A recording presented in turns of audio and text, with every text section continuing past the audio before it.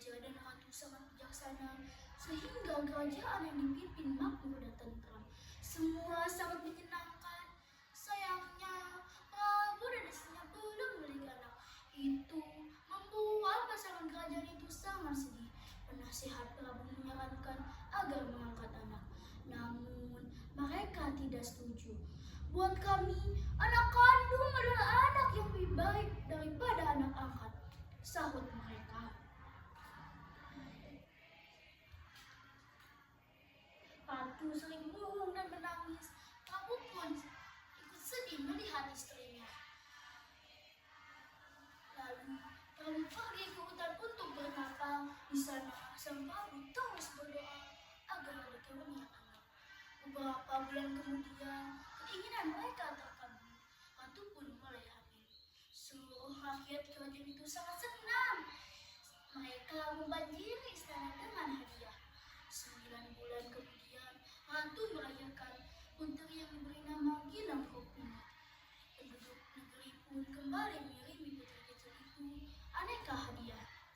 Bayi itu tumbuh menjadi anak yang lucu. Belasan tahun kemudian, ia sudah menjadi remaja yang cantik.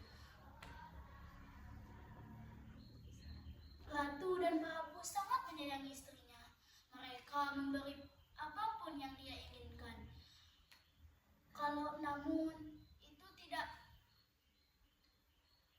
Namun itu membuatnya gadis yang manja. Kalau keinginan tidak terpenuhi, gadis itu kan marah. Ia bahkan sering berkata kasar. Walaupun begitu, Prabu dan Ratu sangat menyayanginya. Hari berlalu. Putri pun tumbuh menjadi gadis tercantik di seluruh negeri. Dalam beberapa hari, putri akan berusia 17 tahun. Maka para penduduk di negeri itu kembali ke istana. Mereka membawa banyak aneka hadiah yang sangat indah. Prabu mengumpulkan hadiah-hadiah yang sangat banyak itu, lalu menyimpannya dalam ruangan istana. Sewaktu-waktu bisa digunakan untuk kepentingan rakyat. Prabu hanya mengambil sedikit emas dan sedikit permata, lalu membawanya ke ahli perhiasan. Tolong, buatkanlah aku kalung yang paling indah untuk putriku, kata Prabu. Dengan senang hati yang mulia, sahut ahli perhiasan. Ia lalu bekerja sebaik mungkin agar bisa menciptakan kalung yang paling indah di dunia karena ia mencintai putrinya. Hari ulang tahun pun tiba.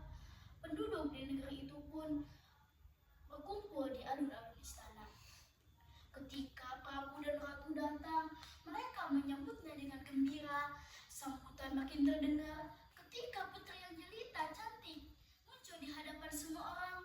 Semua orang mengagumi kecantikannya. Prabu lalu bangkit dari kursinya. Kalung indah sudah dipegangnya. Putriku tercinta, kalung ini aku berikan untukmu. Kalung ini pemberian dari orang-orang penduduk negeri. Mereka mencintaimu. Mereka mempersembahkan hadiah ini untukmu karena mereka gembira melihatmu tumbuh menjadi gadis yang cantik. Pakailah kalung ini, nak, kata Prabu. Putri menerima kalung itu, lalu ia melihat sekilas. Aku tak mau memakainya, kalung ini jelek, seru putri. Kemudian ia melempar kalung itu hingga kalung yang indah pun rusak. Emas dan permata tersebar di lantai.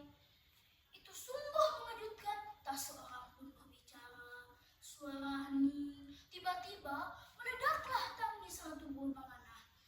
Ia sangat sedih melihat kelakuan putrinya. Hingga akhirnya semua orang menangis dan membasahi istana. Mereka terus-menerus menangis hingga kerajaan kota Tanggerang tertenggelam dan terciptalah sebuah danau yang paling indah. Di hari yang cerah, kita bisa melihatnya, danau yang penuh warna. Danau itu terbuat dari bayangan hutan, bunga-bunga, tanaman, dan langit di sekitar telaga. Namun, orang mengatakan itu warna-warna itu kalung putri yang tersebar di lantai.